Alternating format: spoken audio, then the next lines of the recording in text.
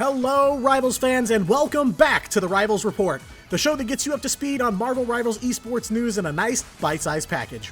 My name is Diatonic, and this is the Rivals Report for the week of June 9th, 2025. Well, it's Ignite Week here in the world of competitive Rivals, with all eyes on the teams competing in the game's biggest competitive stage. Qualifiers have all been completed, teams have been in the lab cooking up some new tech for the newest patch, and now NetEase has finally begun to reveal some more details about Ignite. Over the weekend, we've learned more about the match schedule, the prizes, the commentary team, and more. Ignite Stage 1 action officially kicks off with group stage play on Thursday, June 12th. Group stage competition continues throughout the weekend all the way up to Sunday, June 15th. They'll be taking a break during the week, but the group stage will resume with Week 2 from Thursday, June 19th until Sunday, June 22nd. Stage 1 will conclude with playoffs throughout the last weekend in June, wrapping up just in time for the MRC during the first week of July. In terms of format, for the group stage of the America and EMEA regions, the batch of 16 teams will be split into two separate groups, A and B. Each group will have 8 teams, and they'll play against each other in a double elimination format. The top 4 teams from each of those groups will make it into playoffs, which is also set to be a double elimination bracket. Asia and Oceania are being played a bit differently, with those regions competing in round-robin play in their initial groups, followed by a top 8 playoff for Asia and a top 4 playoff for Oceania. Ignite is offering what is, in my opinion, one of the best prize pools for lower placing teams that I've ever seen in an esport. If you're a team from NA or EMEA and place even last in Stage 1, your team is still walking away with a cool $5,000. The pools for Asia and Oceania are a bit smaller, but still absolutely nothing to sneeze at. And keep in mind, this is only the prize support for the first phase of Ignite competition. There's plenty more to come as the season continues. And finally, the commentator lineup for all broadcasted matches has been revealed with several familiar faces. For the Americas region specifically, we'll be seeing Cozy, iRunShib, and Dogman back on the call once again, with Vicky Kitty also making her Marvel Rivals caster debut during this event. Very exciting news, as Vicky was the first prevalent female commentator in the Super Smash Bros. Scene and has worked in a multitude of other esports since then, such as Overwatch and Apex Legends. I'll be doing a deeper dive into the Ignite Stage 1 format here on the channel later this week, so be sure to subscribe so you don't miss it. Well, another week, another Rivals Fight Night, this time number 14, and we've got a breakdown of what went down on a night of 3-0s across the board. On the EU side of the aisle, Ignite qualifier Blood Carudo made their Fight Night debut against Team 1 in the Challengers match, and Berber Patapim stepped in to defend for Virtus Pro, who were unable to attend this week.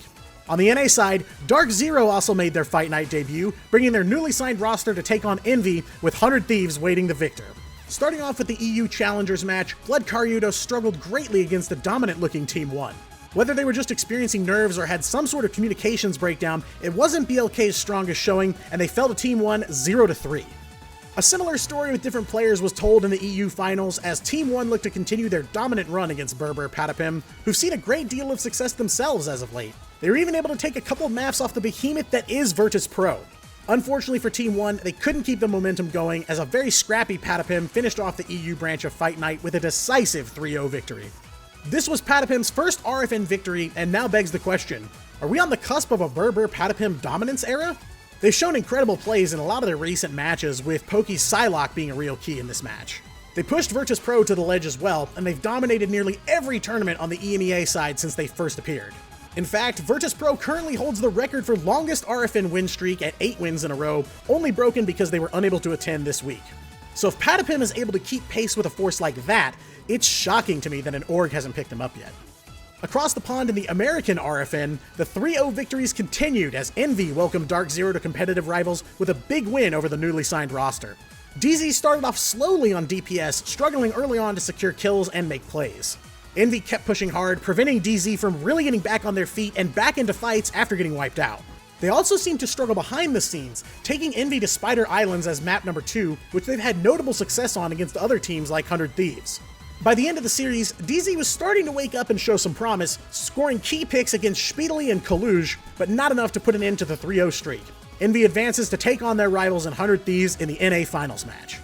We've seen 100 Thieves versus Envy on numerous occasions, with Envy finally starting to tip the scales in their direction since their victory over the Thieves during the Shroud Gauntlet.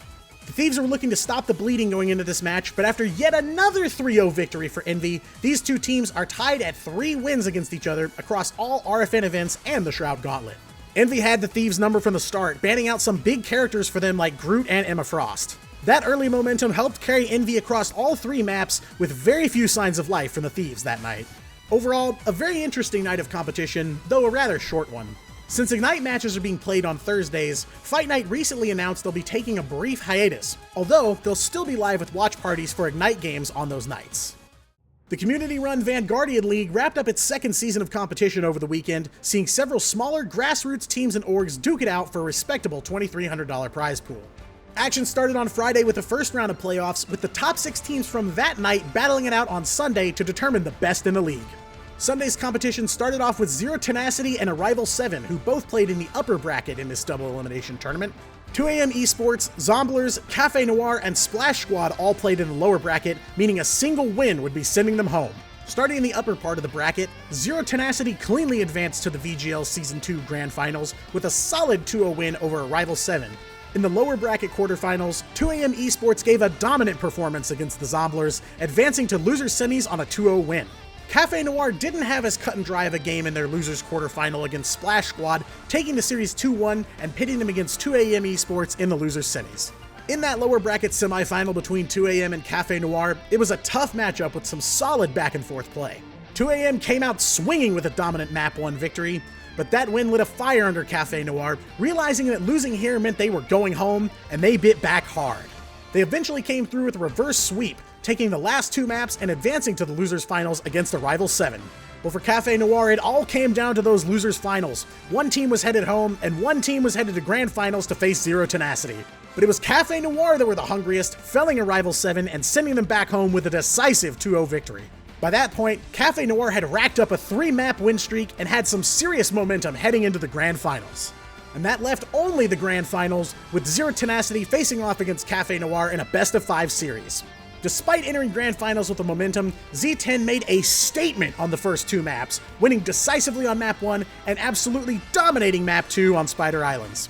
Noir started to finally wake up on map 3, but it was not in time, and Zero Tenacity was able to close it out at 3-0.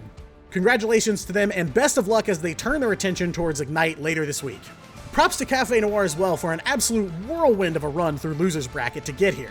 And last but not least, shoutouts to the Valhallan Order for putting on such a well-run and well-broadcasted event. And finally this week, we've got several new roster signings ahead of both Ignite and the MRC.